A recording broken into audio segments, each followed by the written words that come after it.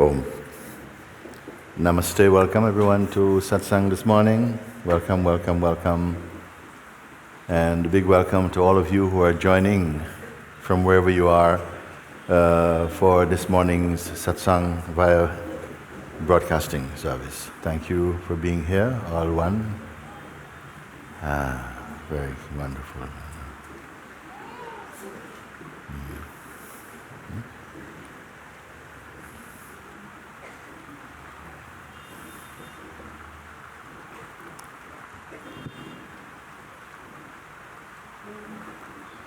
Namaste, Moojibaba. Namaste. I am so thankful to you. I am very thankful to you.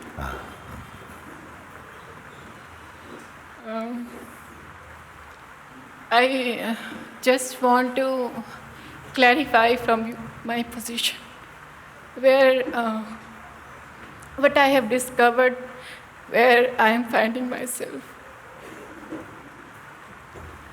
I cannot believe it, that how it can be so simple.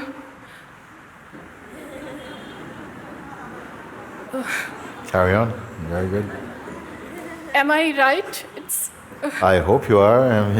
It feels, first of all, that it is very simple is true. In fact, I don't know if even the term that it is simple is really the right thing, but initially for the fact that we put so much effort, it seems, then to say it is simple seems appropriate. But in itself, it's simply that truth always is ever-present, stable, imperishable, uncreated, and is the root truth of yourself. Simple in that respect, you can say like that. So, I just want, you are my guru, you to examine me. Yes, yes. You say that you cannot believe it is so simple. Yes. And but you will not say this often. You will not say this often, oh, it's simple, but it's so simple, it's so... No. You are in. When you go through the door, you've been outside, you come home, you open the door, maybe the lock is a bit tight, you say, but once you're in, you cannot say, I'm home, I'm home, I'm home, unless you've been for a long time away, which it can seem like that. I'm home. It is so great to be home. Like that, it becomes somehow it is so totally accepted. Yes, it is okay to say yes. It is so simple, but more I am just the gratitude in your heart may stay a bit longer, and then like this, you're here. It is natural, you can say. It is simple and natural, you can say. Yes. The most natural. When discovered, all other things seem sometimes, all our efforts seemed unnatural. Now this is natural, is it? Yeah. But then maybe it's my mind, it says you have to go deeper and deeper. But I cannot find anything other than this. It's everywhere. Where should I go now? How much deep should I go? If I'm not giving attention to my thoughts and my mind, then there is no seer, only this is perceived. This is true. Deeper and deeper is something else. The self has no depth, has no width, has no height.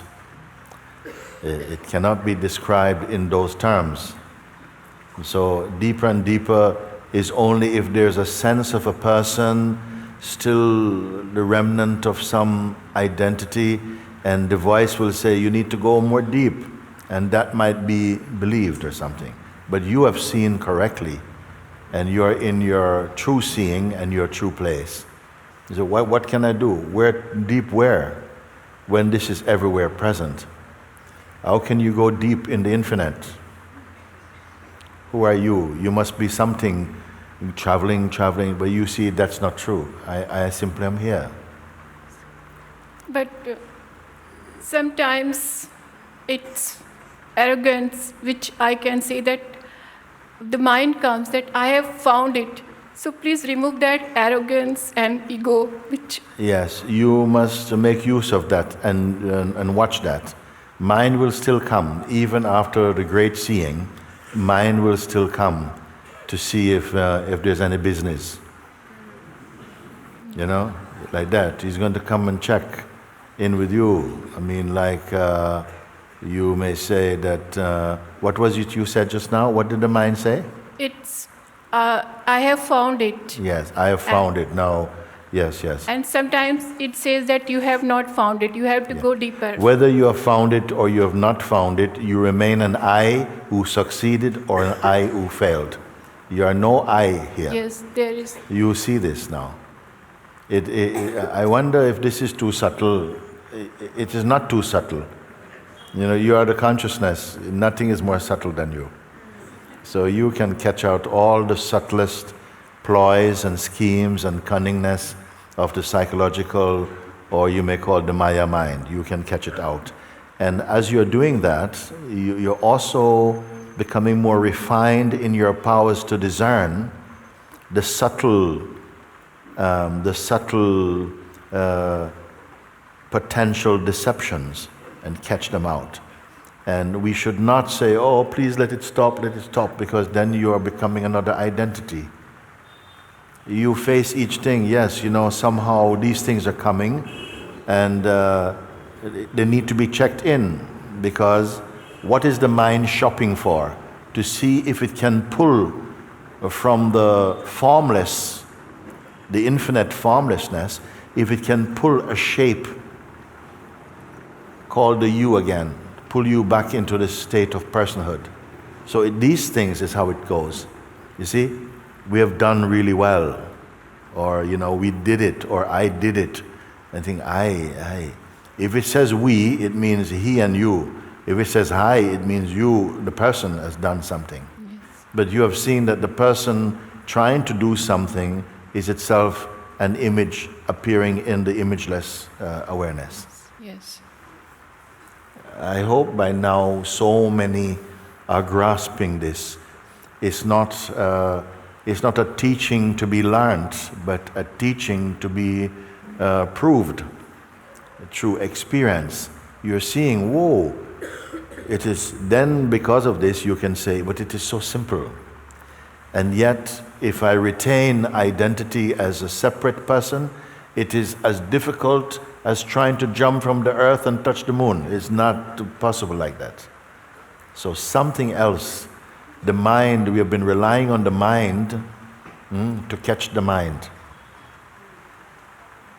And I gave example one time of one of Sri Ramana Maharishi's example, that to do so, it's like putting a policeman's uniform on a thief and then sending this fake policeman to go and catch the thief who is himself. Is there any better disguise than that? The thief is given a policeman's uniform and say, you must go and catch this thief. They go, yes sir, you know, and he'll be gone, blowing his whistle. And everybody say, yeah, we got a really good policeman. Soon we're going to catch the thief. But no thief is coming. And then it says, one time there's a lineup in the station, they're trying to identify which one is the thief. They think the thief is here somewhere. And one of the people trying to identify is also an ex-crook. And he's looking, no, it's not him, no, it's not this one. Policeman is in the queue too, you see. I know this guy. Then what will happen to this fake policeman? What are you talking about? Shut up or I'll shoot you. Is it like this? And then they say, no, this is the one. He looks like policeman, but he's a thief. Who is going to catch this one? You are going to catch him. Yeah. The thief, in this case, is the ego identity that we have been so long associated with, to the extent that we even protect it, because by long association, we are not sure which is he and which is yourself anymore. It makes you feel vulnerable, afraid, all these things. So we protect this vulnerability, thinking it is you. And Satsang has ousted him, meaning you have, through your own seeing now, come to see, but I am this itself, this intelligence. How can there be anything else without this pure consciousness? It is at the root. There cannot be one single thing existing or perceived to be existing before consciousness. Consciousness is there first. You have found that this consciousness, how could you know if it's not you? Thank you.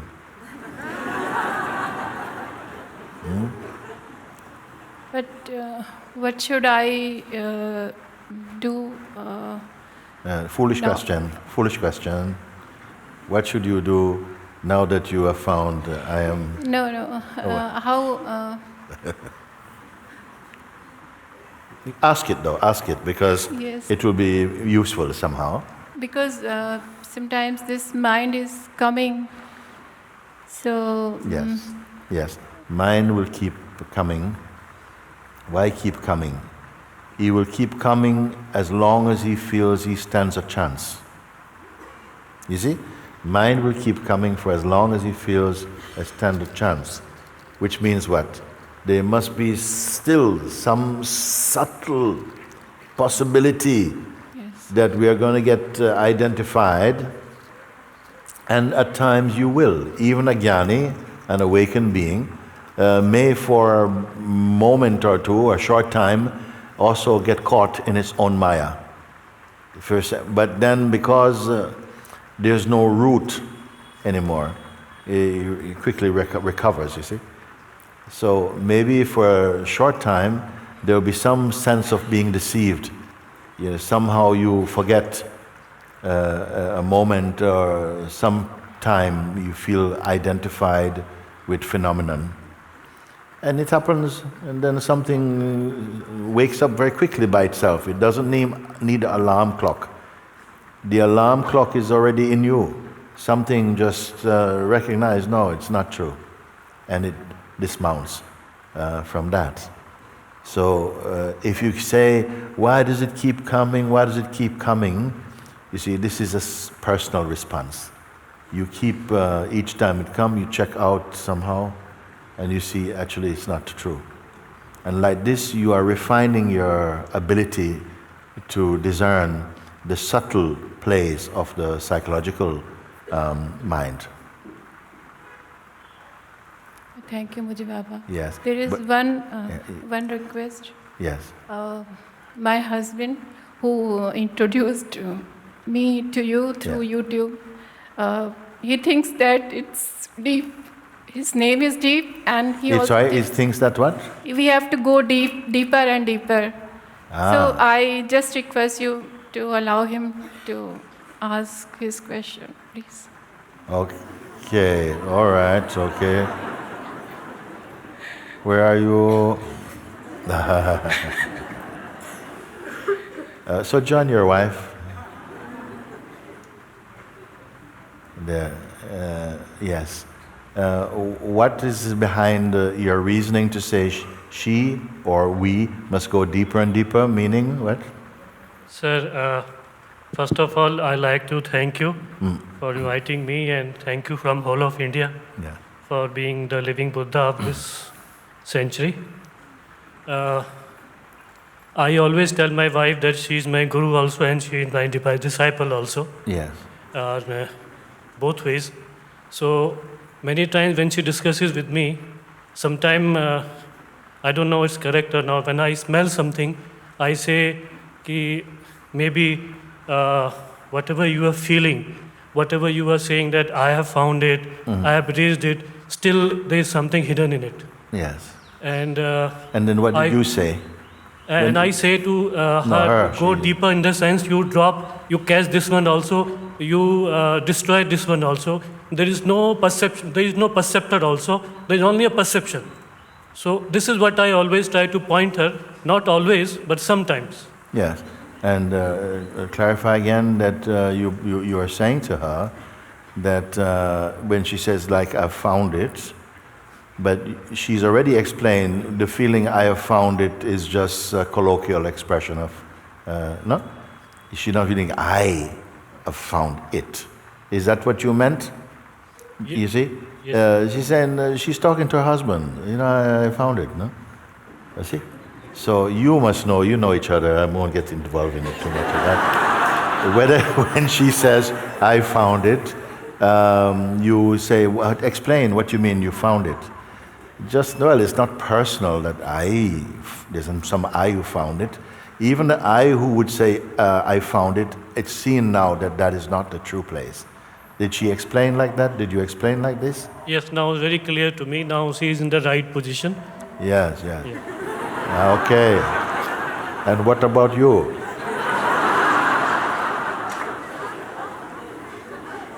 I always feel every time I come to you, I dissolve, some portion of my personality is dissolving from last 1 year.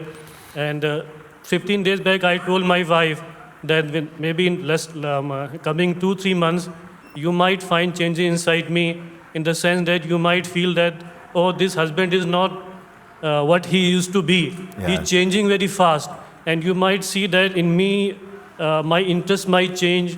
I may not be the same person because I myself feel that I'm dissolving very fast. And I might reach a stage where I might cease to be a person. And I don't know, I might be just like you had said 2 days back in a satsang, that if you stay in presence and the present is totally empty, and I can totally feel it now, and I always try to be done in emptiness. So The last words, what? You said, sir, that if you are in a present moment, Yes. present moment is always full of emptiness. Yes. And as soon as you touch some thought, it becomes past. So What becomes past, the thought or the presence? whatever the state you are in, Yes. whenever you touch some thought or you touch some concept or you touch something like this, ki I have reached or I am feeling this emptiness now, it becomes past. So it is not that. Okay, can I come in now a little bit because a few points, very important, no?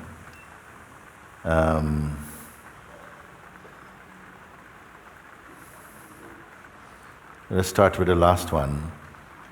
When you come to full clarity, full proof that there's only consciousness. Yes. Everything, all the other things appearing are imagined actually. No, I'm not putting this out as teaching because people might think, oh, I must do this. No, you arrived at that clarity. It doesn't mean that you dismiss the world in some cynical way, but the one who was living the life, pursuing, trying to get and so on, something has happened, it's being somehow replaced by such a profound seeing and being that still your form is still in the world, you're still somehow moving in some way, but internally it's like you're like space, moving in space. That may not sound so attractive, but it is the self itself, meaning that you have come home to yourself. You'll still be able to speak, to evaluate, to discern, to be even more kind, more open, wider understanding, wise, happy. All these things are there, you see? And of course, in any true relationship that you have, it must have space for growing and changing. People must grow and they must change. Is your love wide enough to accommodate that change?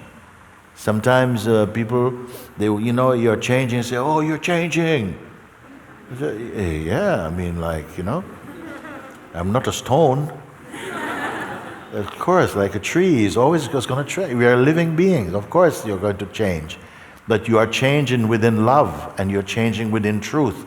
You're not going to be 1 minute, somehow a horse is going to turn into a rabbit or something. It's not going to be like that. The change is going to be beautiful, and your spouse, your wife or husband should appreciate that change. If they are not able to appreciate that change, if it's a genuine change, then they must look towards themselves. They must say, well, whoa, like I'm holding on to a self-image about you, rather than being alive to the truth that you are constantly blossoming into deeper and deeper states of realization, and I should follow you and learn from you. It is said in this country, the ideal relationship is that the husband will be the guru to the wife, and the wife will be the guru to the husband also. Meaning that people who are genuinely alive to the truth, they will learn from each other, and they will grow together, mighty trees, with some space also to somehow accommodate each other's change. So that is, of course, a very beautiful thing, isn't it? So last point. My point is that I feel that still the mind is waiting outside to get in. So I have bolted the door. Well, it shows that it's outside. Yes. So I am cautious the in the sense... The mind is waiting to come in, means that it's outside. It's okay, let him be outside. He doesn't have the door key to come in. You have to knock, hello. You look, no. So, no. Thank you, not today. What about tomorrow? No. You see? So it's outside trying to come in. Your point is that, yes, it will keep on trying until in fact, it is helping you to train. Your wisdom is getting much more refined, and then when it is so powerful, the mind's attacks or approaches, it will frustrate its growth. It will give up. The mind also coming is in service to your transcendence when you see it properly. But if you start to regard it as your enemy and yourself as a victim, then already you've gone into identity with it. You follow that surely, no? Sometimes it happens that even in a relationship, this is amazing about life, even in a relationship, two people also are actually committed to the same path. Then one of them jump high, and the other one start to feel a bit jealous or something. It has happened. I have experienced that. That one time, the husband was very jealous that the wife was already, so somehow becoming more clear. He's feeling afraid. Maybe she's going to leave me, and competing. In the end, I had to retreat, and they couldn't come together. He says, no, I'm not want to come on the same retreat with her. I want to come by myself. This type of thing. So watch, this is Mr. Mind also, Oh boy, I tell you, I see some things. So like this, be inspirational for each other, no? Thank you very much. Yeah. We have squeezed the toothpaste completely out, or what? Yes, sir. Because we have to do it at some points like this, when it becomes very, very subtle, Then we say we cut off the bottom of the toothpaste and we squeeze out all the stuff, wring him out completely. So is there any harm if sometimes I take the role of Mr. Mind for my wife? To check? You're conscious of it. You're devil's advocate, they say. Yeah. It's okay. And then you push a bit, you test something, and then when she defeats you, you see, when she defeats you, you must acknowledge, yes, very good, thank you. Thank you, sir. Thank you. Okay, thank you. We love you. Love you so, and very great. Very great. Okay.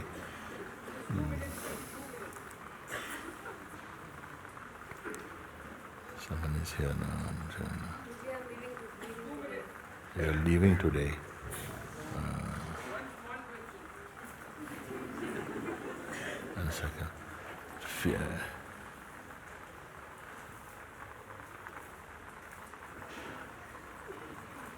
Okay, you come then. Come to that microphone over there. This one over there.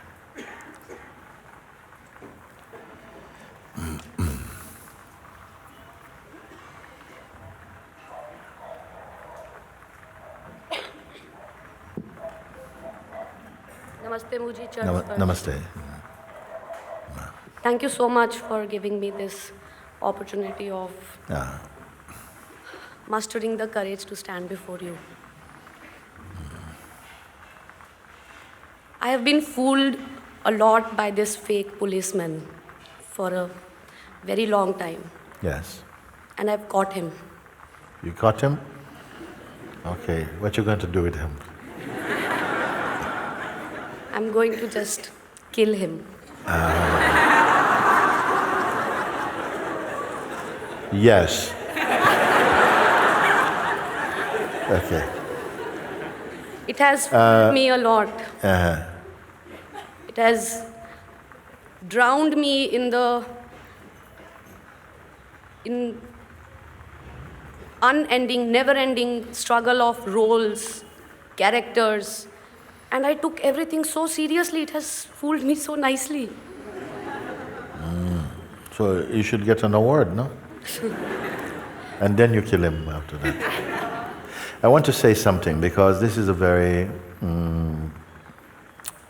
understandable reaction, no?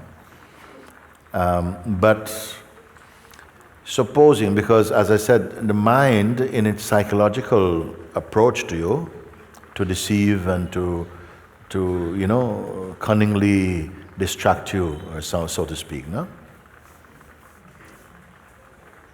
Is there anything good about it or not? Let me carry on. In the sense that it can only attack or intimidate the idea you have of who you are, your self-image.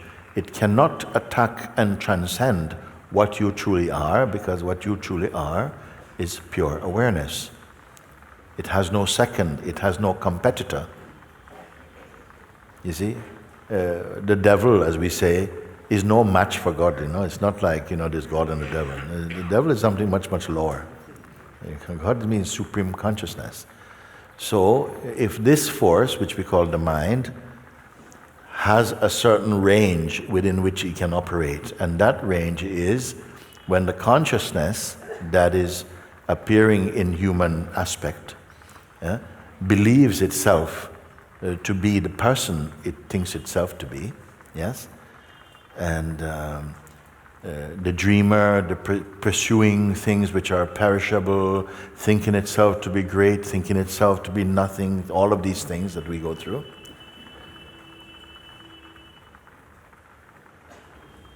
Isn't there a place for the mind? The mind is going to keep biting at this one. No, you're not good enough. You're not this, you're not that. He bites, bites, bites, bites. And its biting compels you to go to higher ground,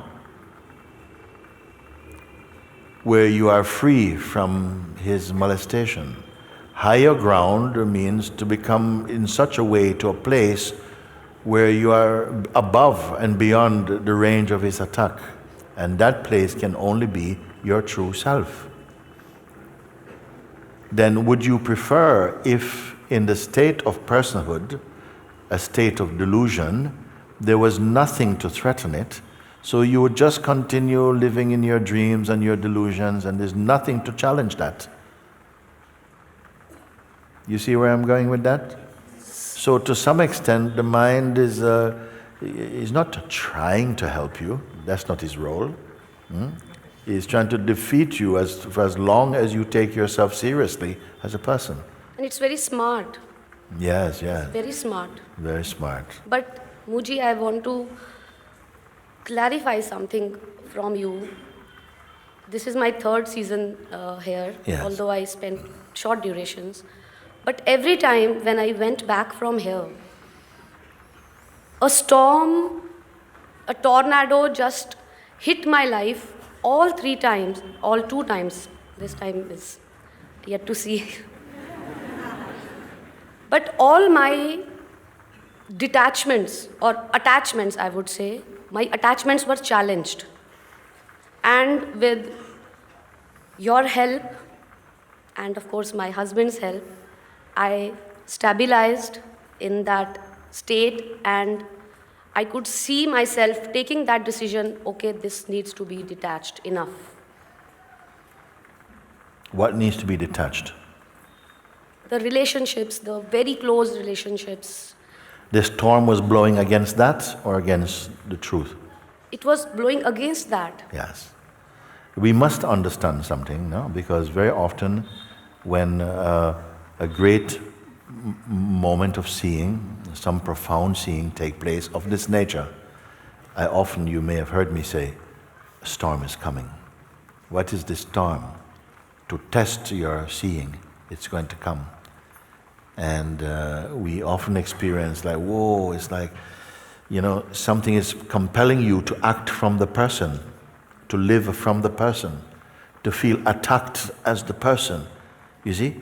But you have to remember, even the strongest storm is still only a movement in the unmoving awareness itself.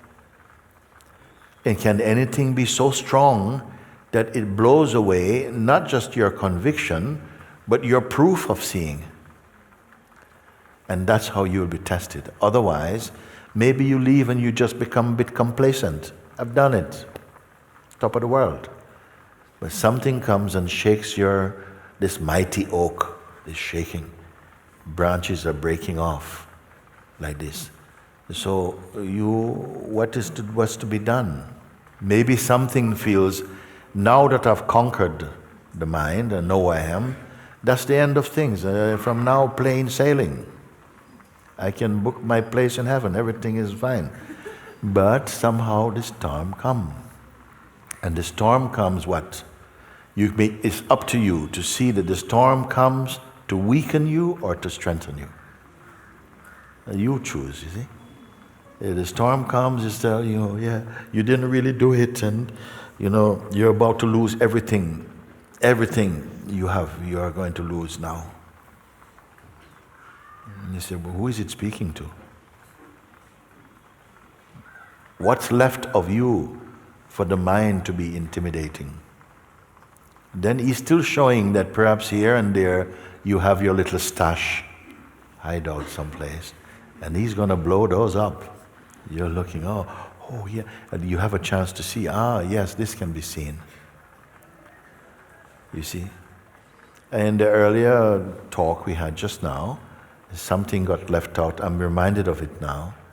It is like, if you have really seen, why should the mind be coming and this type of thing? And these things are still the mind is still coming. Yes, it's fine, the mind is coming. He still has last work to do. He swept the floor clean now.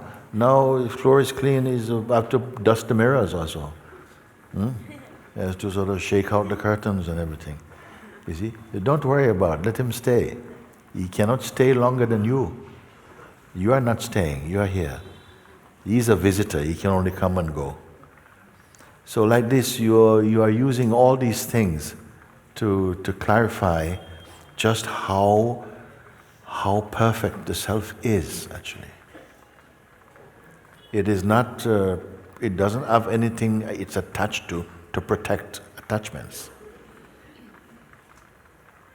Now that may sound a bit cold, but my attachments mean that I care. Is there anything caring more for the world, for the universes, than the self? If we started to dig a hole here with a big machine and we go right down to the center of this planet, you may find some creature moving there. He puts it there and provides also some means through which it can live and enjoy its existence also. How much more taking care of you, who have within you the capacity to introspect and to contemplate, to meditate, to discover, you see. as much as we are too much locked into our own self-image, we are blind to the truth of who we are. You know? There's something brought you here, and in this environment is intensely focused on the looking at what we are not and to try and see what we are. I put that to be the most auspicious discovery possible in the human kingdom. A human being awake. You see, there have been many, many so-called great human beings. You know, Napoleon Bonaparte, Alexander the Great, all these beings, where are they? What does the world remember? The ones who are awake. Because they are alive by spirit. The Buddha was 2,500, 600 years ago. Today, there are new Buddhists joining the order. Christ 2,000 years, 100 years ago. There's still many Christians are coming. The Holy Prophet Muhammad, still more Muslims are coming. Why it is like this? It cannot just be on dry mental teachings. There must be a force inside, a spiritual force that touches the heart of a human being and let them flower into that beauty that never fade, that one. That power is in you. That is your true self and your power. And this life is for finding that. And this is what is happening.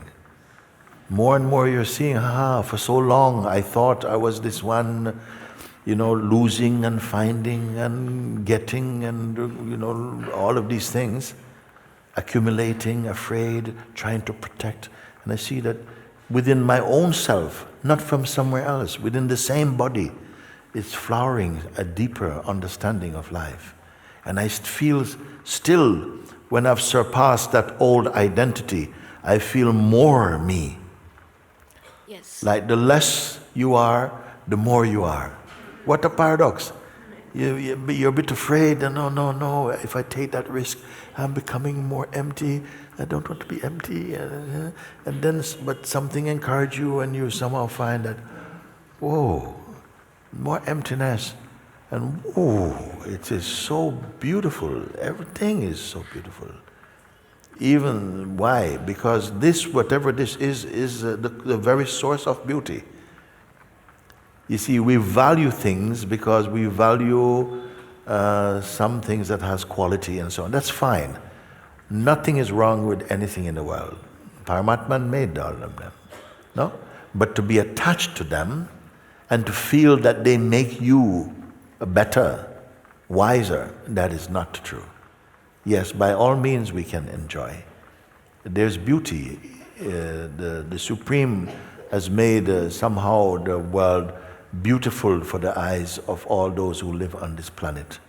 You see? Not just for human beings. A cow has also some things find beautiful. Worms also find some things beautiful. Maybe not the same beauty. Also, and so unique also. So all this is not because, look, no, it's not important. You look even at a fly, the most excellent of, that's why it's called a fly. He lives on poo. And if you watch a fly, you see him,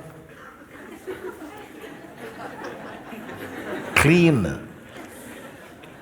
Look at some things, hardly you can see them with your naked eye. Under a microscope, they're full of color, iridescent, beautiful. Something is here that says, it's beautiful. And your eyes become more and more able to perceive the beauty when your heart is clean of arrogance and clean of ego, like that. This is happening also by itself. It's happening just sitting here, actually, with open heart, open mind, and somehow seeing how the pointings are resonating somewhere within yourself, and all this is changing. The quality of your perceiving is changing. The joy inside you is heightening. What are you doing? Understanding is the key also. It shows you your true position. All this trouble is caused by living in the wrong position, believing ourselves to be the limited sense of personhood or ego, when you are also the immensity as the pure self. So this, we say, we come here not just to talk about, but to discover and to prove it also. One last thing I would like to clarify. Like, I had a personality which was very expressive and you can say talkative. I used to react to the reactions, or I used to react very eagerly, I would say. Yes. But in last 2 to 3 years, I have seen myself, or it is seen that I have been transcending. Yes. The topics, the discussions, whether it is in family or in office, they no more pull me, they no more attract me. Even if the attack is directly on this body-mind, it doesn't affect. So I don't, and the more important thing is that I don't feel any lack. That like a patient tells to a doctor about the entire thing so that the doctor can analyze. So I am telling you everything, I don't feel any lack. Like you said, it is addictive to be in this kind of state where you don't need anything. Yeah. But what happens, Mooji, is I want to know that in the similar situations where I used to react earlier and something wrong is being said or done, not to me, in the scene, I am just feeling like withdrawing and not arguing, and I just feel disconnected. So is it the trap of mind? Is it suppression? Or is everything fine with Everything me? is fine. You have outgrown some more, more aggressive tendencies because the ego has subsided. The reactions have softened, not necessary. There's a detachment in you. So it's like you're not taking things so personally. Yes. These are great signs that the ego defensiveness is melting. Yes. There's something much, much more broad than that. It doesn't mean you don't have feelings. It does not mean that. There's some things you will feel, and surprisingly also, sometimes, but your emotions will become purified, not just reactionary. You see? So there's more wisdom, more stability. Yeah? It's transcended is a good term. It means that you're not so. If you are a very emotional person, people can upset you very easily. They just have to say a certain thing and they just watch. They see how much you go off on that one. But now there's a natural distance. It's not even there's not even time to take distance. As it happens, you are already still. Spontaneous. You see, maybe earlier you may find that somebody says something and you feel 1, 2, 3, 4. And now not even this is needed. Not even count back. They say, and it's like, wow, that's different. I would not let that pass in the past. Now that's past. Yes. Something is just here. And that is the spaciousness, that is the self. Before someone throw a stone, and it's like bang, blood and now it's like they're throwing a stone from underneath the water. And you're seeing, I said, look at that.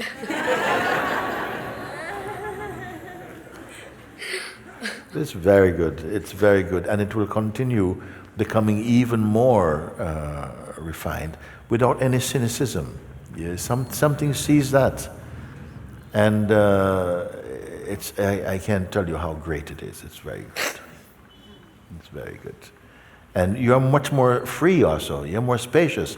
Because you would not have liked it when, as someone goes ping, you go pong. Tit tat. Some people were very sharp. They're not giving you 1 inch. You do this and that. You see? But and then they feel good. You're not getting on top of me, mate. Sort of stuff. No? But now you can say they can do something is different.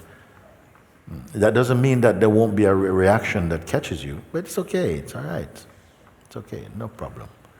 There's so much more space in you for that. Yes. So much more space. It's beautiful. Excellent. Sometimes you look inside, you cannot see where can a reaction come from? Where would anger come from? Who is there to be angry even about that? You may find even that come. But also this is a living body, the living spirit is inside. Don't make any set or premature conclusions about anything. Because something can feel like this today, tomorrow it feels a bit like this. It's okay. It's okay. You're okay with it. Don't try to, control the world. Let it flow. Something is taking care of it, and you move at that level. Very good. Thank you, Mooji. Charan Sparsh. Thank you, thank you. Some things happen in life that they happen so powerful that you don't have time to learn. Instantly you're changed. The impact of some experience is so powerful, you don't have time to grow. Instantly you're changed. But we really will ask for that type of grace. You see? So God in God's wisdom gives it to you. You see? So quick, bang! It's already, you're in a new, fresh place. Higher place also. Okay. The hands are growing. I think they're going to get less and less and less and less. Last two days for everybody, Someone here, no. You here, in the blue shirt, okay.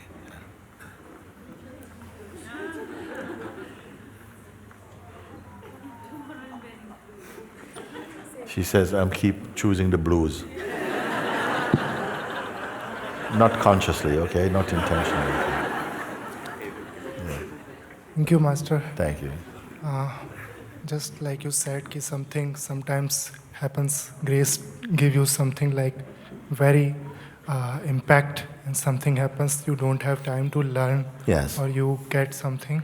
Yes. So, like, this timeless silence and vastness is there. Yes. Was there, because I am following you for last 2 or 3 years. Last time I came, you said keep quiet.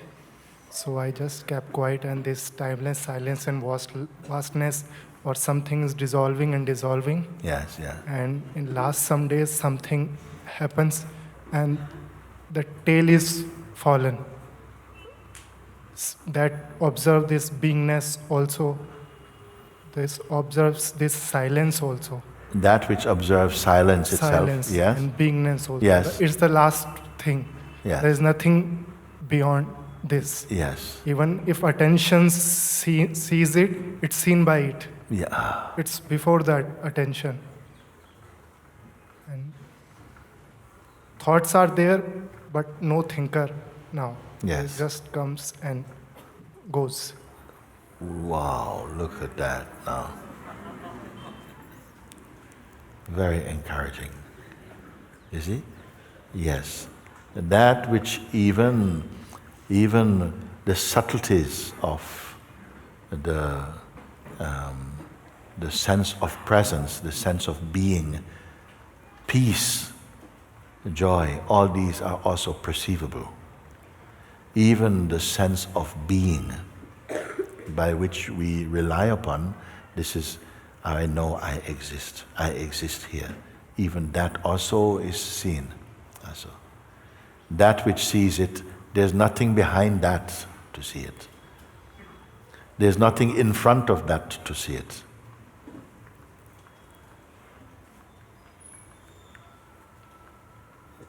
It alone knows itself.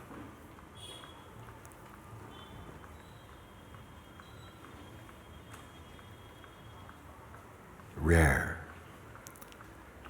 Rare is one who come to that seeing, you see. And yet it is the most natural. One point it will become the most obvious. Everything else is like strange work. It is taking care of everything that it manifests, and everything it manifests is itself, and it is beyond. It is not an it. It is not an it. It is not a form. It cannot be measured. It cannot leave because it never came. It just is. I would put that among all the things that we can discover with the intelligence that exists potentially in the human form of consciousness, with all that we can do, travel also to other planets, go and live in the bottom of the sea, all of these things, nothing compares to this. Because all the planets, all the galaxies, all the universes can only exist because this is. And that may sound like a huge thing to say.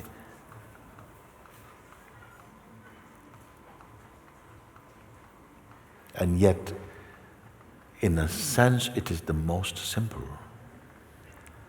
I don't know if simple doesn't stick. When I say simple, it doesn't stick onto it.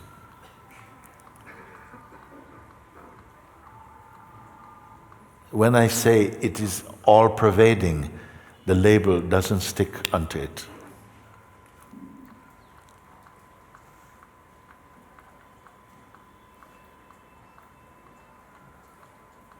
Where is it?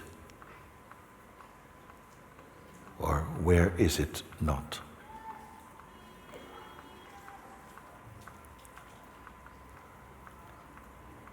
And yet it causes all display of delusion and life and death and growth and transcendence and unity and diversity, all this play, all this language, dancing consciousness is doing it. And the game is constantly changing in the eyes and the mind of that which perceive it. As you become more subtle in your understanding, it's like we go to higher altitudes of the game. Each time you're raised in consciousness, it's like there's one plateau where the rules are working in a higher way. The manifestation is more subtle, becoming more beautiful. And again, more understanding comes. And on this level, everything is even more beautiful. Until one time, there are no levels.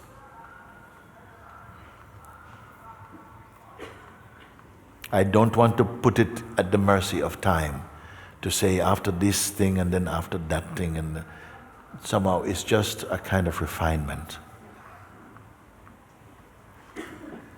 Beautiful to hear this sharing, this testimony, you see. Yes, the mind will come, the mind is there, thoughts may come, the breath is still moving, the life force is still the animating power behind the visible universe, all of this is there.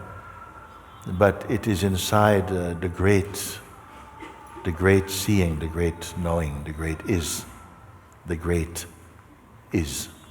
what is. I cannot explain further. And it's good we cannot talk about it. You can only find.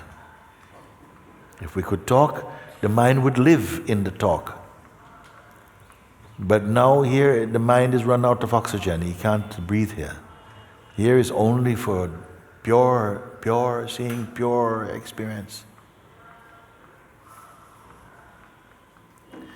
And don't put any pictures to what I'm saying, because the pictures will not be it. The words are not it.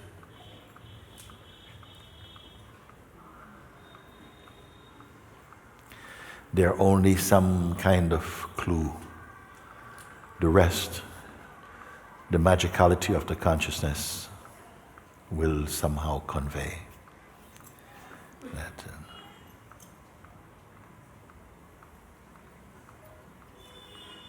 That which we are speaking about, it's more here than you in your present self-conception. Because we are using the instrument of the mind, which is an inadequate function to grasp the self. If we talk more about here, it will seem like it's illusory, we can't catch it,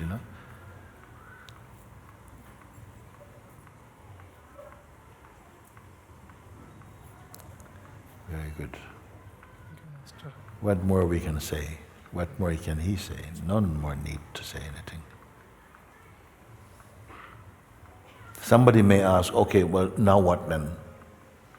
You've come to the supreme state of seeing, then what you do then? What is of value to you? Do you just sit around and, look at your fingernails or something? What you do? You see? Then activity is not in conflict with truth. Perception is not in conflict with truth. And yet, I cannot describe. You are truly enjoying yourself. You heard people say, enjoy yourself. But not like this. You're in the joy of your own self. Everything was enjoying something else. This is not enjoying else.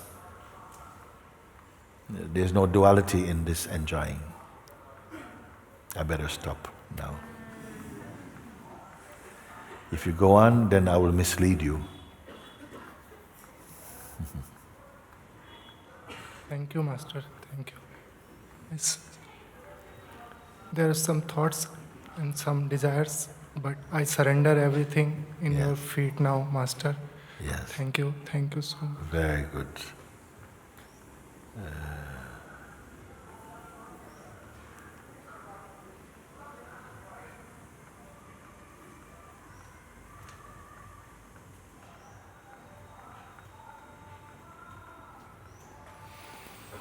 Adventures in the non-happening. Something. Okay. Thank you. Very great.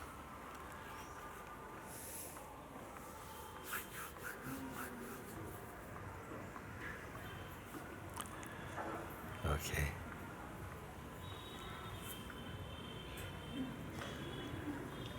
Somebody there, around about there. Yes, you then.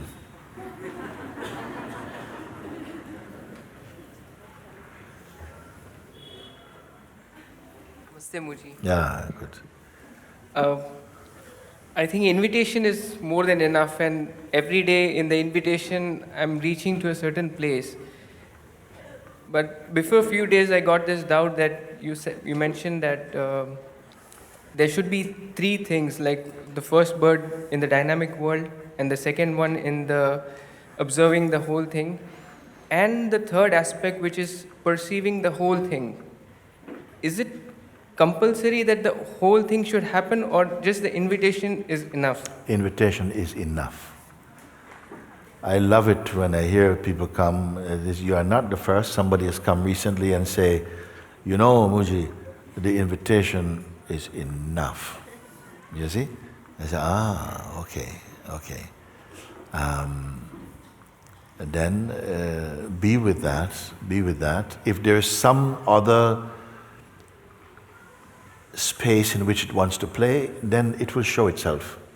But fully grasp, fully comprehend, fully grasp what the invitation is pointing to, you see. Then you can forget about first bird, second bird, third position, all these things. They may come back in some way to reveal the delicateness of a certain kind of seeing that you may want to enjoy. Then this is fine. But if you have come to that ultimate place, then within it is contained actually and potentially all the steps in the world of phenomenon, all the steps to reach it are inside it somehow, in its play, in its great dream. So if the invitation is pointed and somehow it takes away all the sense of the false responsibility for making this universe into something, you are seeing it brings you to that ultimate place. The more phenomenal you are, the more tangible and physical you are, the more your work will be physical also. The more you are spirit, even the physical world is formed spiritually, perceived spiritually. Some people ask, you're afraid of death, Say yes, because you're too attached to a physical form. But in your understanding, you are discovering your own formlessness. And in your formlessness, death doesn't have any meaning actually. And it is true.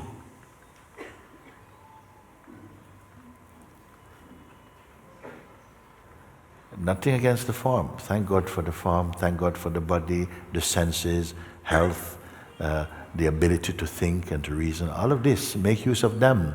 If they feel alive for you, every part of God's universe is good and useful. It depends on how you are maturing in your seeing.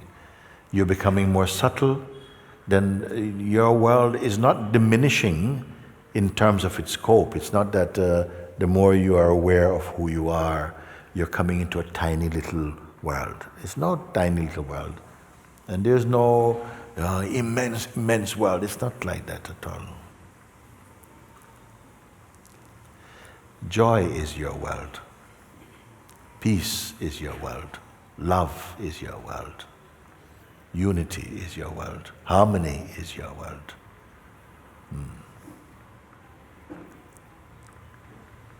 Bliss is your world. Not shapes. Shapes okay too.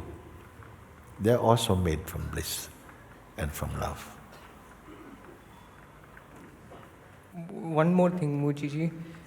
And whenever I'm in that space, the mind comes and I don't know which part of me says that I know that this is true, this is false. Is that discerning correct? Yes, it's discerning. It's not the final discernment because you say, whenever I'm in that state, so it means that you are a visitor there.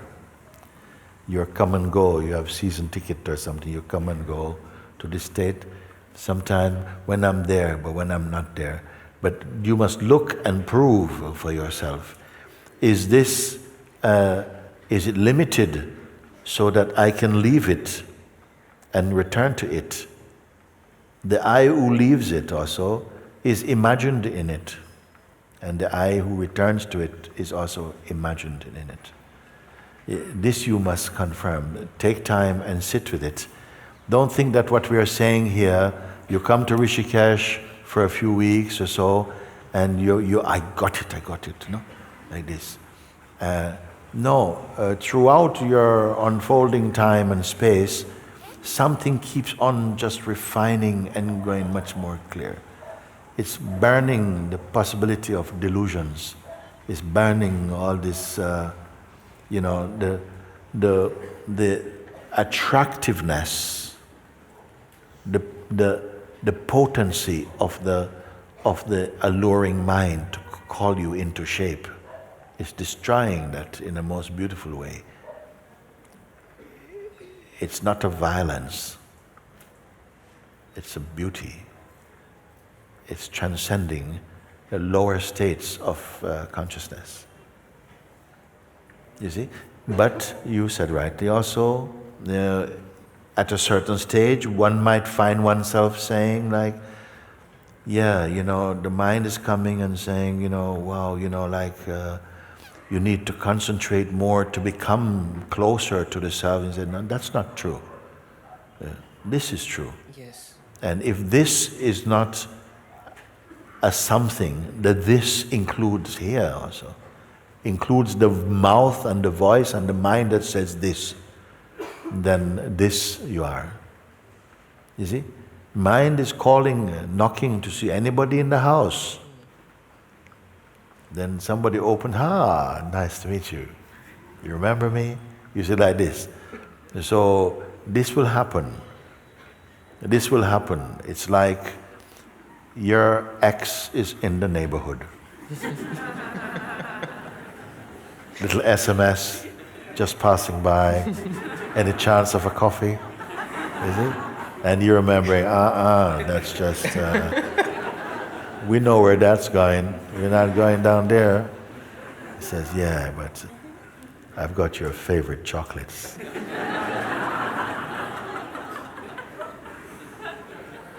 Okay, just a quick cup. Mind is coming to see any business. Come out to play. You remember this place? Remember how good a time we had there? Someone really connected with that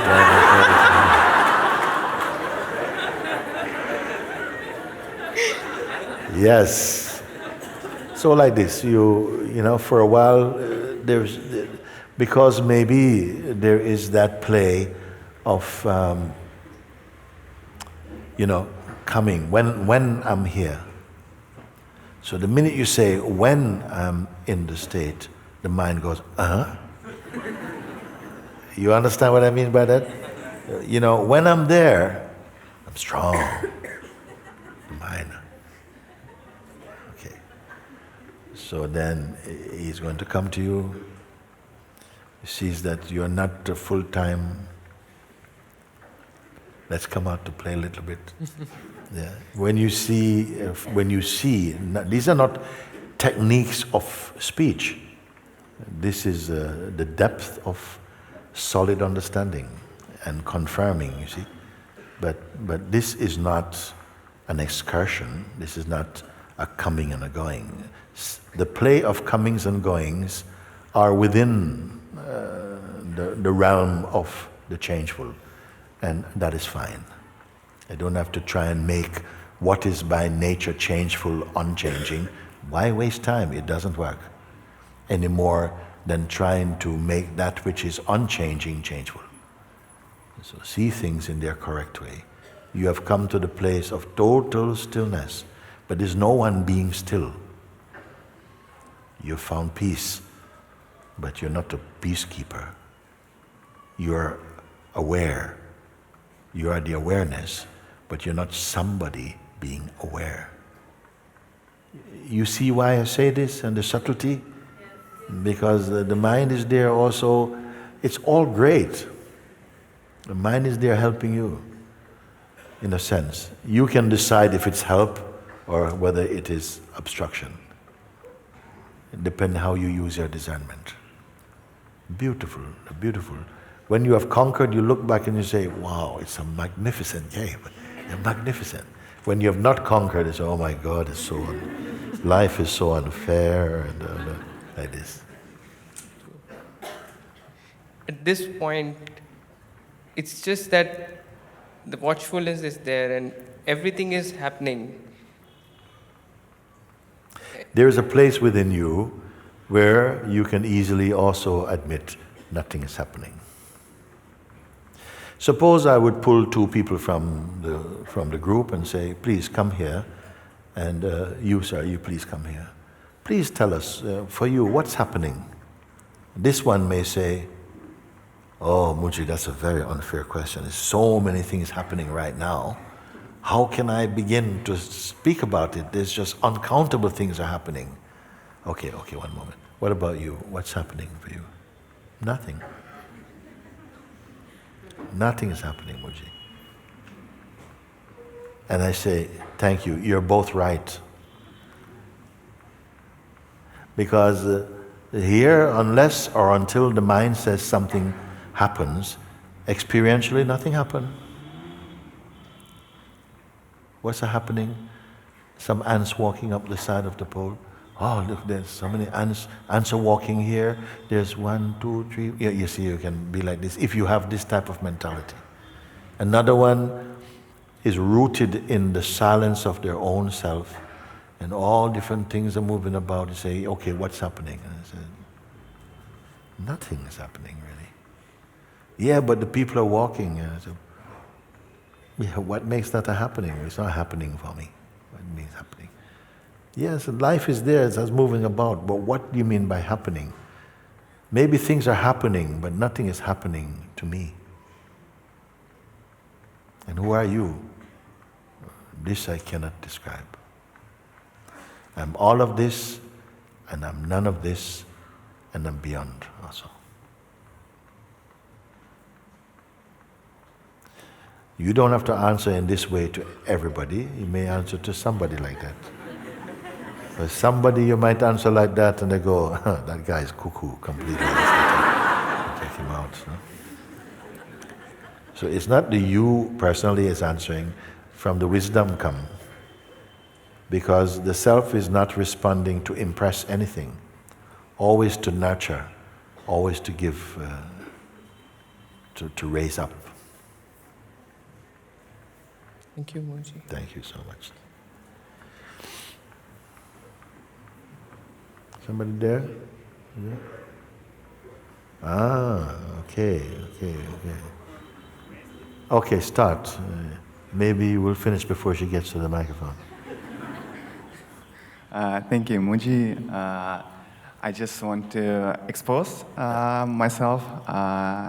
Lots of different feelings come, and feeling of peace, sometimes nervous, sometimes lots of mind play, but it's all observed, and I just want to check in with you. And yes. Well, you said it already in that. It is all observed. Now tell me what it means. What is the significance? Is there any power in saying, but it is observed? yes, Tell me, explain.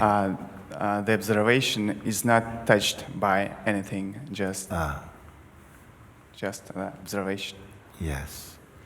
So, if there appears to be in the coming of the mind some little troubles or whatever like that, it will depend, the outcome will depend on how much energy comes from the place that you really are, and then somehow raise up the noise of that, or, you see? Yes. But if you stay as just a witness of this, you may find that for a while you're kind of witnessing what's going on, but this thought is not diminishing, it's kind of growing, it's going for a walk in your head somehow, and you're kind of, oh, let's see where this goes, and somehow, so slowly getting pulled into that with your attention. But if you are established in the self, you may find that even this you can do, and it means it does nothing at all to you. Yes. Have you noticed this thing? Yes, Mooji. Yeah, that even that you can do. Sometime at the early stages we may say, look, best don't go any further down there, stay. But when you're totally, beyond doubt, you're simply here. Everything you can maybe go way down there, way somehow, but you're still always here. Yes. You travel 1,000 miles, but you're still here. Another one, they move 1 centimeter, and they, oh my God, why did you move? You see how you know the difference, no? Yes, you are here, and everything is in the mind. Suppose you're sitting for meditation, and you're there in meditation, everybody, and then you find yourself walking down the beach. And it's a pebble beach, and you're seeing beautiful pebbles. wow, did pick this one up, it's beautiful, you know. You put it in your pocket, you walk more, you keep seeing more and more and more pebbles. Now after a while, your pockets are fat and bulging, and you're walking down this beach, you keep walking, you can't stop because you see more pebbles, and now your pockets are full. Then you make a tie in your t-shirt, you start to put them there, you're walking. All the while your body's in Satsang, going down the beach. Then at one moment, something comes, dong, you hear like a bell in your head, and you've been walking for now maybe 10 kilometers. How long will it take you to go back in the hall? Ding, you're here, no? Did you have to walk back 10 kilometers? It shows you how mind is like that. You can be drifting, but your farm is here. The self is here, but with the feeling of traveling, and we're doing this. That's how our world is made. That's how our life is made. Largely dreamed, largely made up inside, and believed to be a fact. And this is why I say it is true that what you're feeling is what you're feeling. But it is not true that what you're feeling is truth. Somebody may find, it's true because I'm believing the things that my mind creates or someone tells me, but has it ever occurred, is this a truth? And what is truth?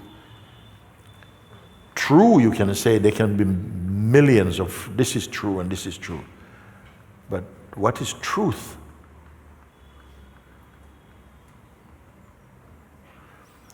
Truth cannot be that which is changing and changing and changing, coming and going.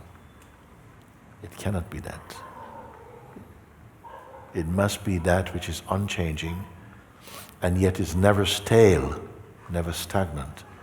It is, without it, nothing else can be. What can be that?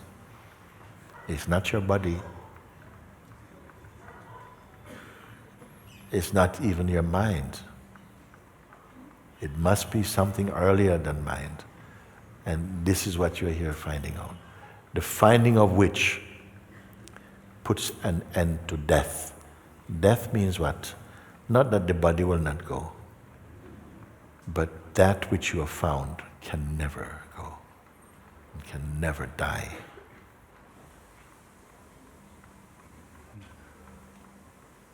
Mind will die, stories will die, body will die, but that which is cannot die. Find that. While the body is warm, use it to find the imperishable.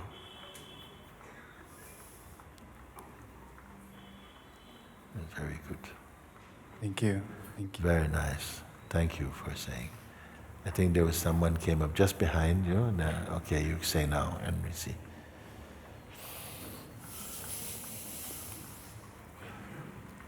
Namaste. Namaste. Huh?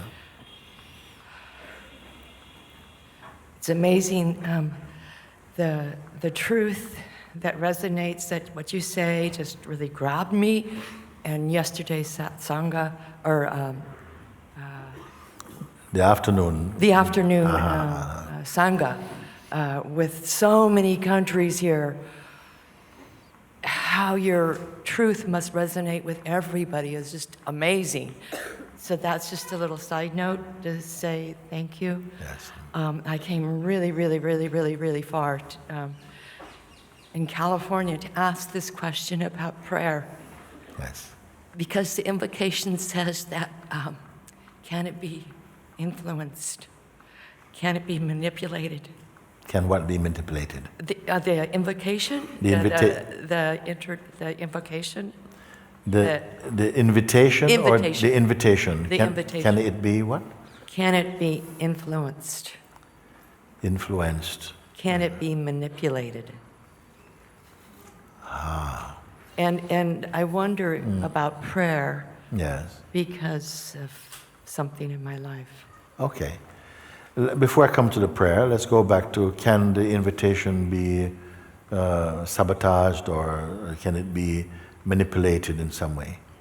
By what it would be like that? What did you say? Can it be what? In the invitation, one Yes. of the questions is, can it be influenced? Can it be? Huh? Okay, can it be influenced? Right. Can it be manipulated? That's Yes. That's and, part of the. And for you, what was it? The response? Well, because I think of prayer as being something that I can do to influence. I see. Yeah, it's a bit slow there. No. Okay.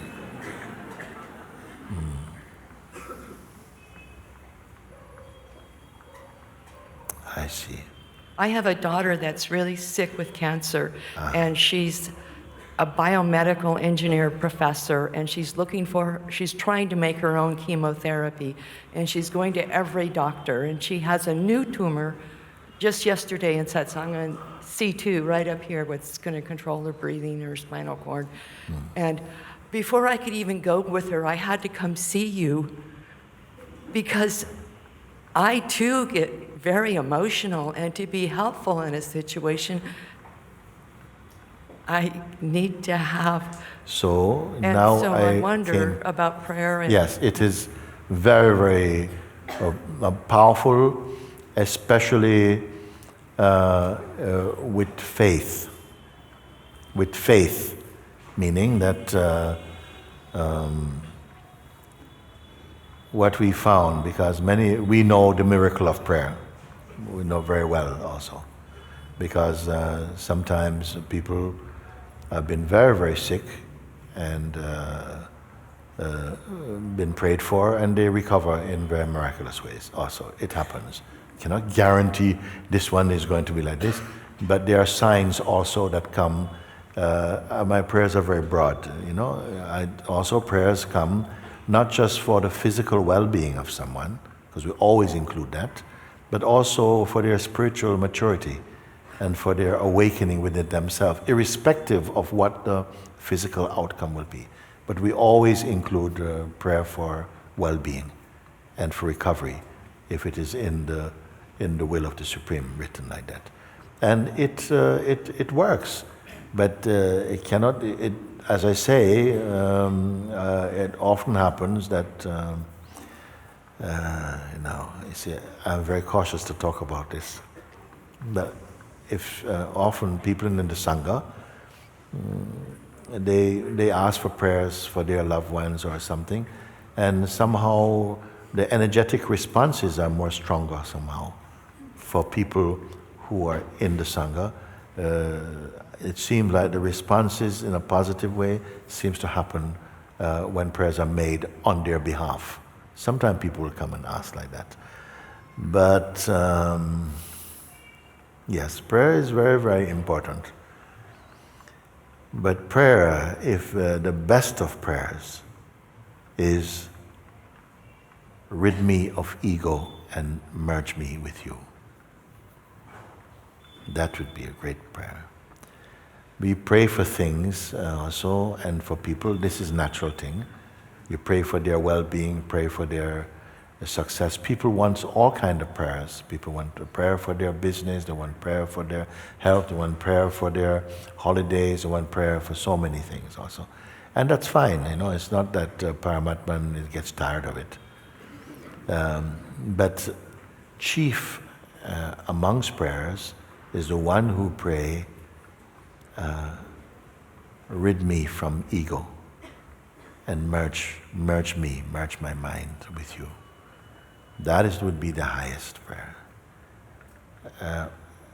Other prayers are answered, or I feel all prayers are answered to some extent, but I don't know if we have the maturity to really perceive the answers.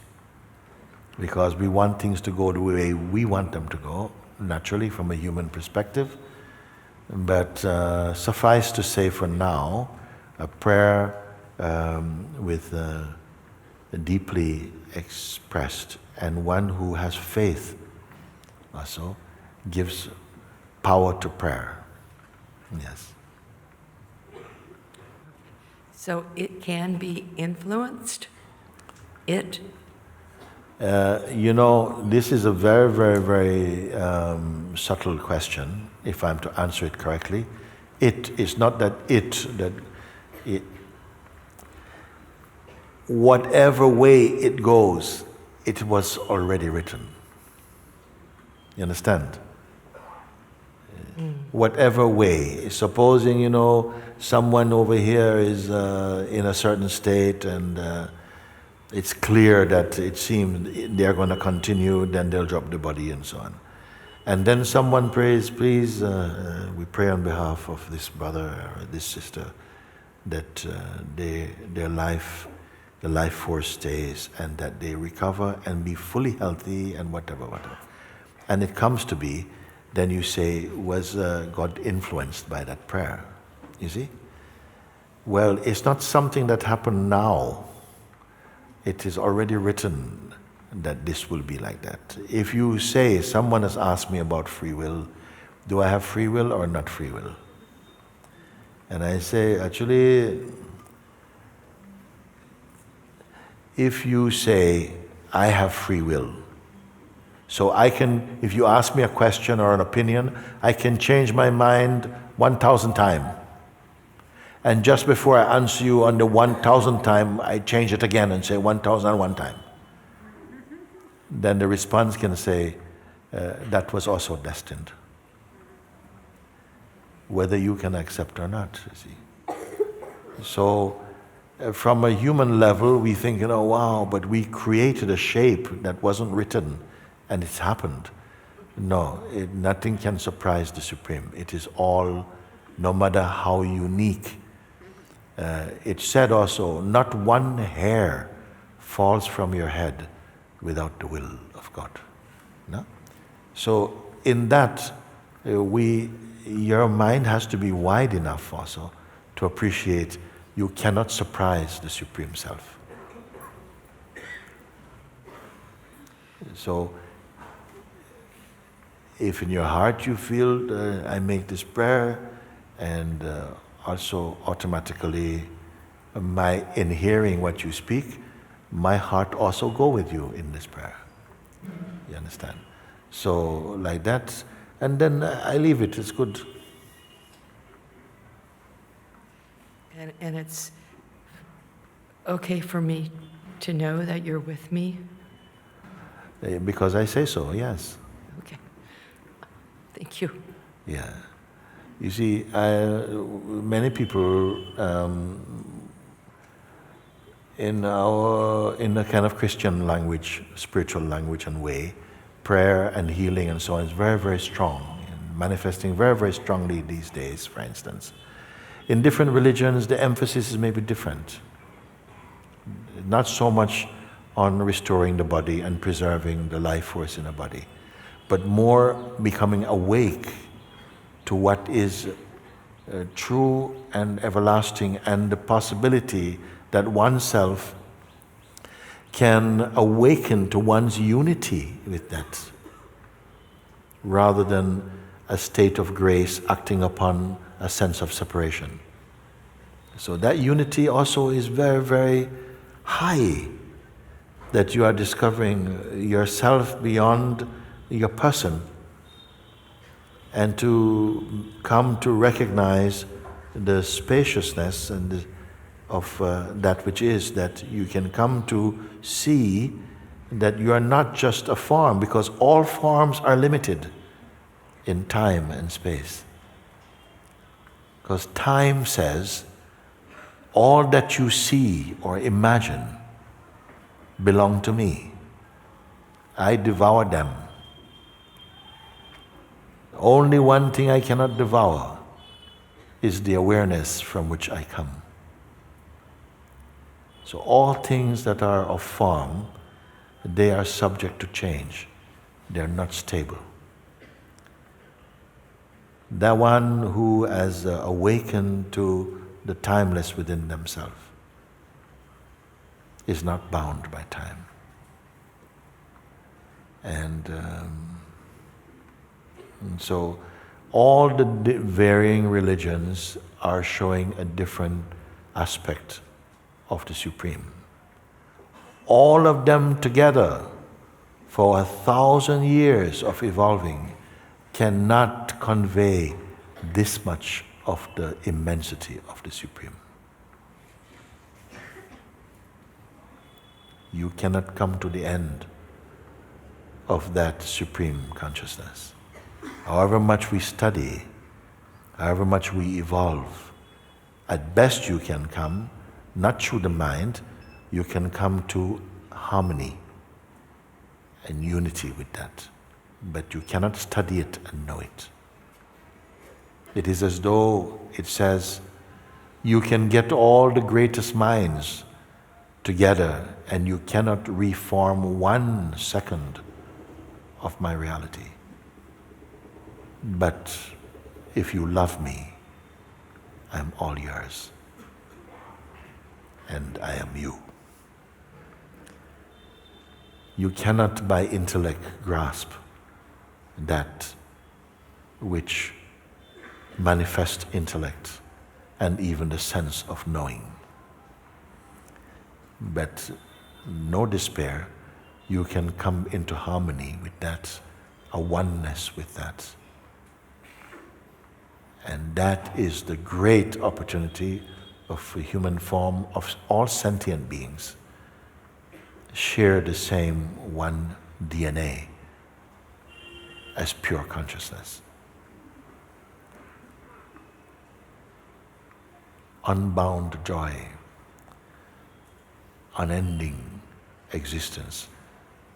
I say, we only live once, but it's forever. You only live once, but it is forever. You can keep changing forms until some, maybe one time, no changing form, no need for form.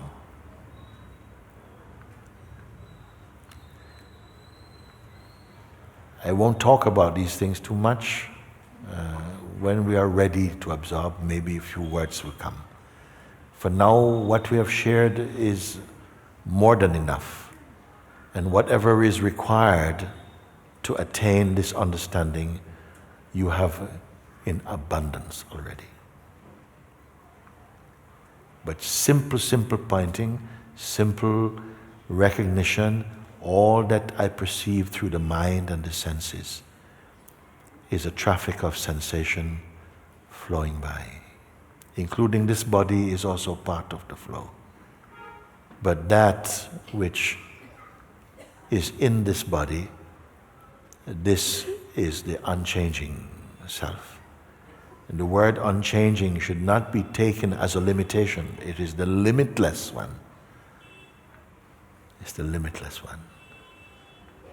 And what grace, what love, what joy to be sharing about these things, and that we can begin to confirm experientially the reality that we point to.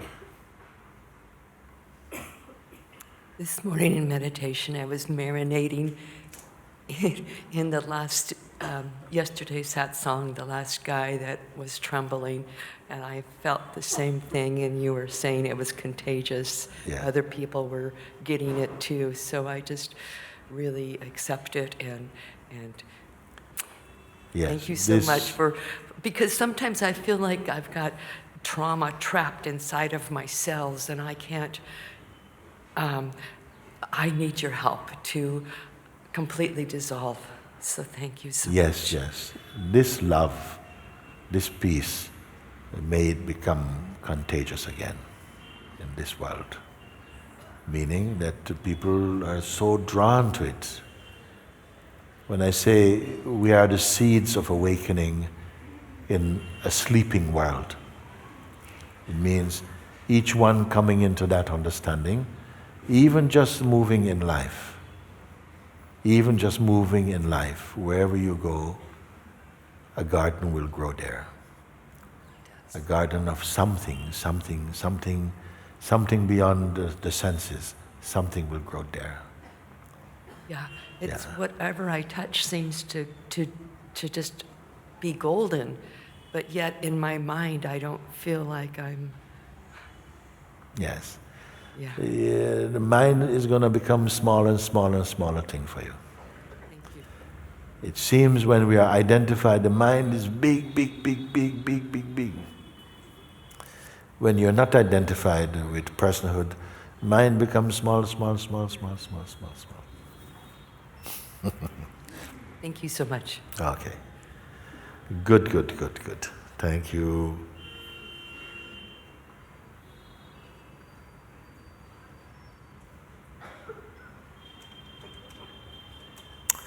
Let's have some music. Can we have some music today? Yeah, ready? Okay. Yes, yeah.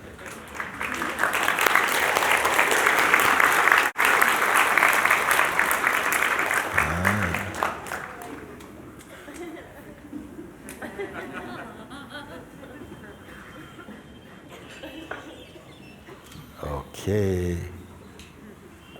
Mukti.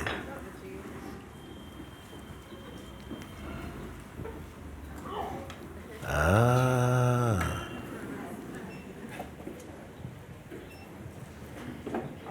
Very good.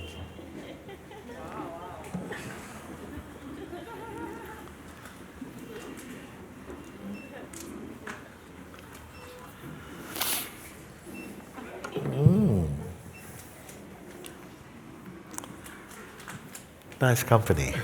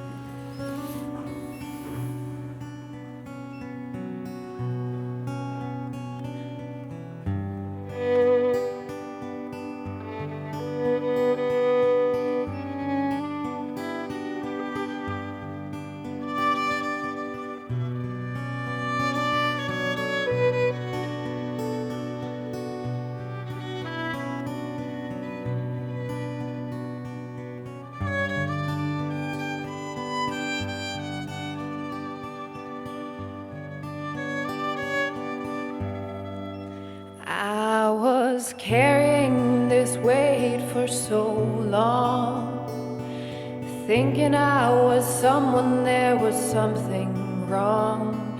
I got down on my knees and prayed,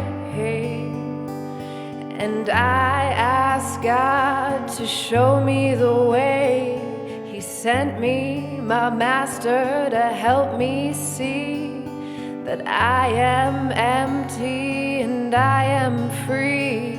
He sent me my master who had the key, and with his words came clarity. Don't take shape, don't take shape, don't take shape. Stay in the highest place. Stay in the highest place. Don't take shape, don't take shape, don't take shape. Stay in the highest place. Stay in the highest place. The place of zero, nowhere to go, nothing to be. Open your eyes and see. Open your eyes and see.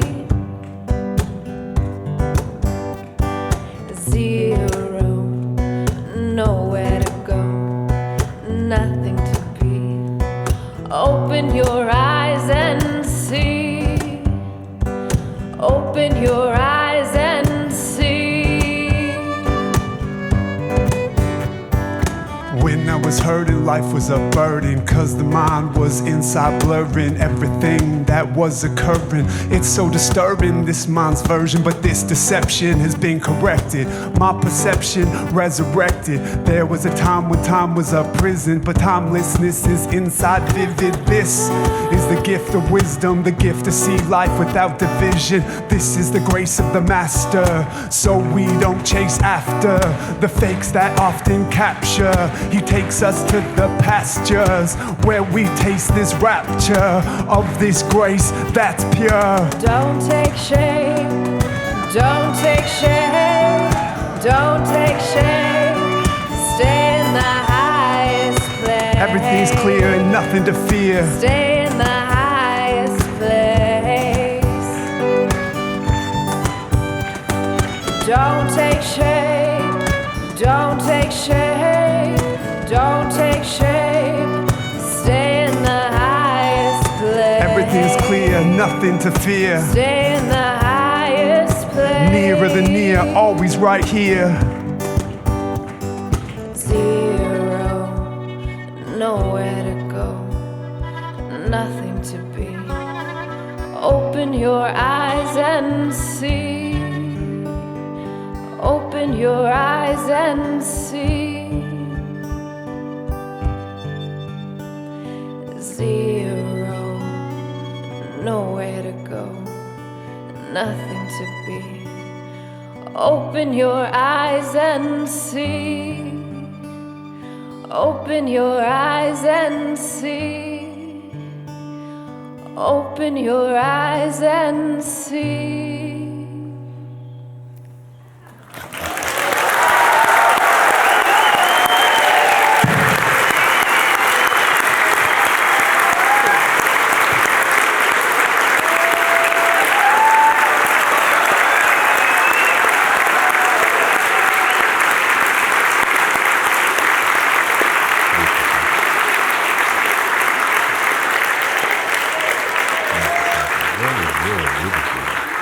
We love you so much. Love you too so much. Yeah.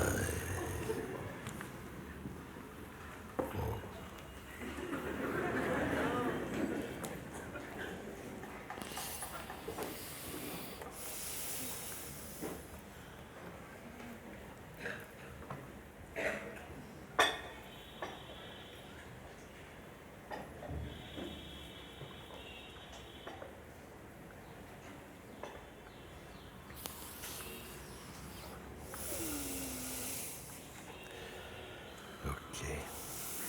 Can I say some few words?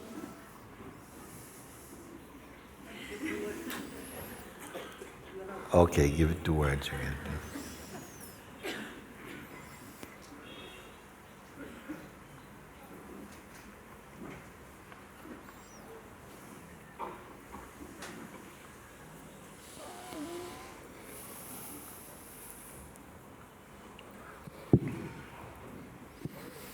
Salutations, prostrations to my Lord.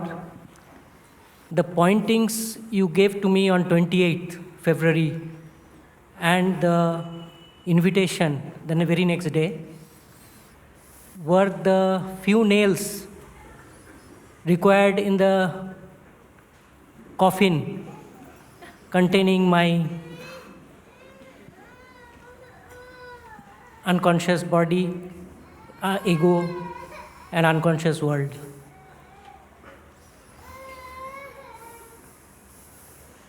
As if these nails were not enough, yesterday Srima came to the stage and said that you have written a second edition book which has been corrected and written nicely by you again.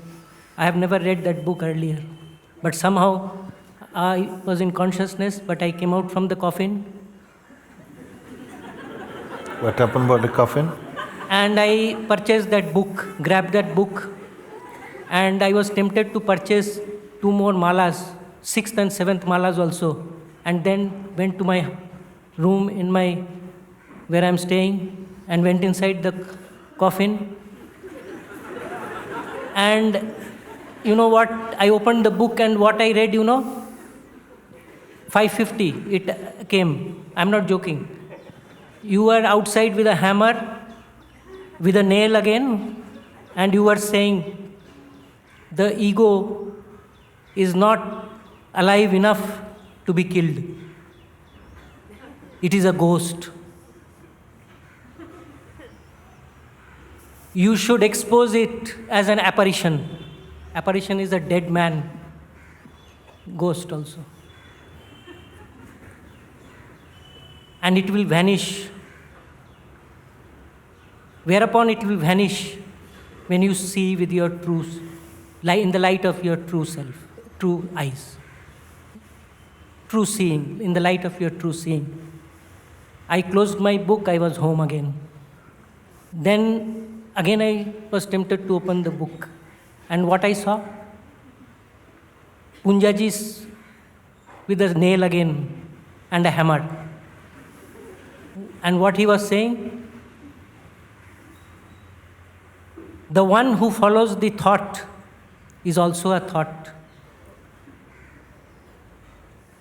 The one who follows the thought is in thought. When one knows both are thought, he is home. I again went home. Again I was tempted to open the book. And there was Ramana Maharishi standing with a nail and a hammer. And what he said was the final.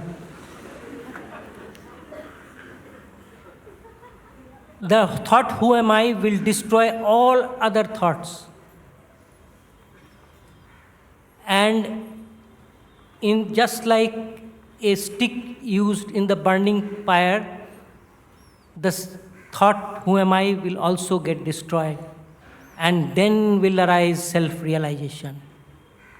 But this apart, you know very well, on that day, I had come to you here as a snake with a new skin, using your words, your analogy.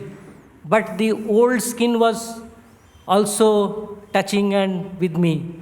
And I was identifying myself as the old skin, but speaking about the new skin only. You understood it very well.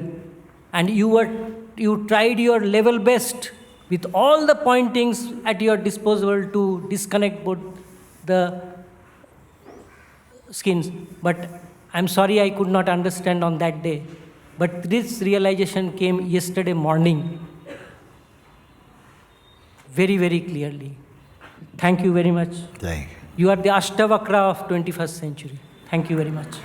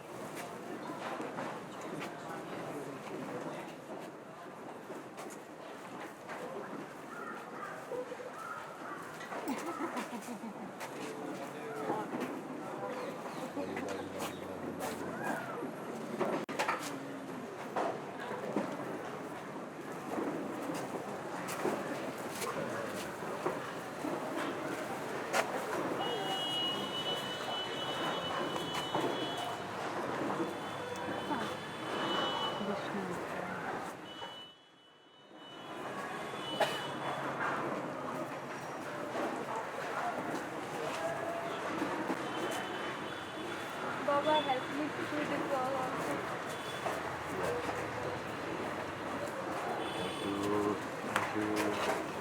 Thank you.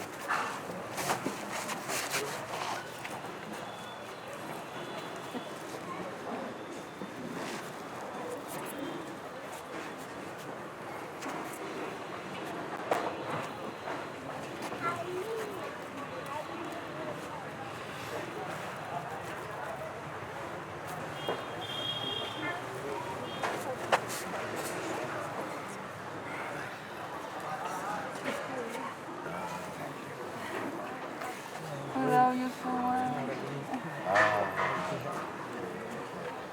I love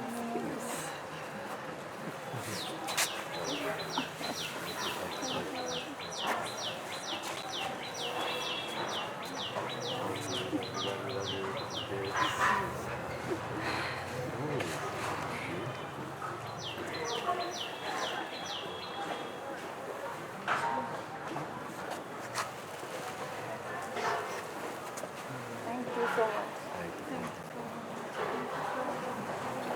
Thank you. Thank you.